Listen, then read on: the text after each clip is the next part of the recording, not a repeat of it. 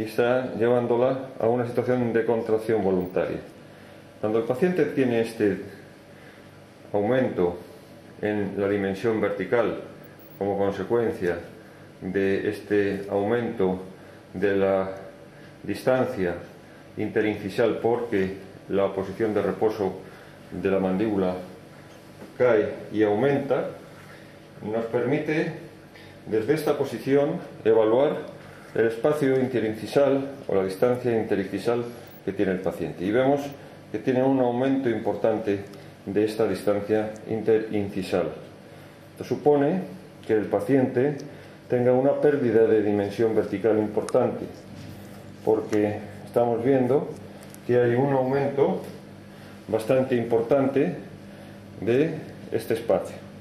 Yo no quiero que usted cierre voluntariamente, deje flojito, pero fíjense qué aumento tan importante tiene el paciente cuando parte de la posición de reposo de su mandíbula. A continuación, nosotros podemos evaluar el ajuste que vamos a realizar en su férula de abra, su férula de descarga o férula de desprogramación o férula de relajación o férula de Michigan, que fundamentalmente la estamos utilizando para trabajar sobre la musculatura. Vamos a abrir.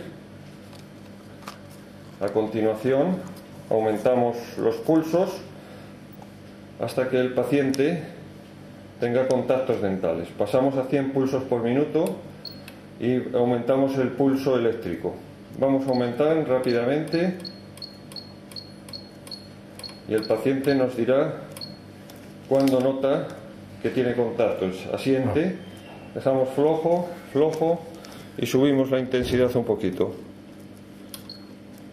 Relajamos, paramos, le mandamos cerrar voluntariamente al paciente, marque ta ta ta ta ta ta ta ta ta ta, dejamos flojo, abrimos y vemos las marcas que se insinúan. Aquí parece que no hemos llegado, vamos a corroborarlo. Marque ta ta ta ta ta ta ta ta ta ta. Posicionamos toda la zona del papel de articular, abra, y aquí observamos entonces cuáles son los puntos de contacto. Los puntos de contacto quedan muy marcados en el lado derecho e insinuados y superficiales en el lado izquierdo del paciente. Extraemos la férula y al extraer la férula vemos los puntos de contacto. Estos puntos de contacto están perfectamente marcados. Vemos que están más marcados, más insinuados ligeramente en el lado derecho del paciente con respecto del lado izquierdo. Pero esta marcación está condicionada por las formas, la anatomía. Paramos el desprogramador y abrimos por la anatomía de los dientes de este paciente. El paciente presenta unas lesiones importantes de desgaste